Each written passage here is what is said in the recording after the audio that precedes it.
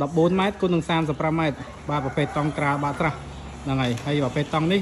គឺយើងជ្រើសរើសយកប្រភេទតង់ដែលមានជាតិប៉ូលីអ៊ីតាឡែនខ្ពស់ឬក៏ហៅថាជាតិ UV ខ្ពស់បងប្អូនបាទជាតិប្រភេទតង់ប្រភេទនេះគឺយើងអាចក្រាលបានរយៈពេលច្រើនឆ្នាំមិនងាយផុយបាទធន់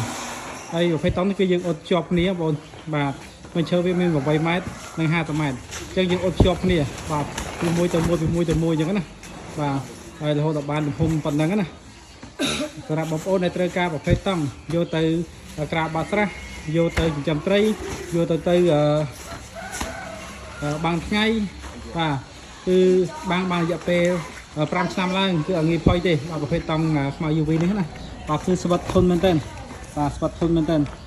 កាត់ចំណងត្រឹមមកទឹកអស់ត្រឹមប៉ុណ្ណឹងមកខាងដៃប៉ុណ្ណេះទាក៏ដាច់ទេបាទគឺស្វិតខ្លាំងមែនទែនអញ្ចឹងស័ក្តិសមសម្រាប់បងប្អូនយកទៅក្រាលបាក់ស្រះយកទៅបាំងយកទៅបាំងដីបាំងជាងផ្ទះបាំងអីហ្នឹងណាបាទគឺប្រើបានយូរមែនទែនបាទលើក្រុមការងារកំពុងធ្វើការបត់បាទពីម្តង់ទៅម្តង់ដើម្បីឲ្យវារៀងតូចបន្តិចបាទដើម្បីយើងងាយស្រួលផ្ញើដល់បងប្អូនទៅតាមខេត្តបាទសម្រាប់បងប្អូនដែលត្រូវការទំហំប៉ុណ្ណាក៏បានដែរបាទអាចចាត់តុងបានបាទ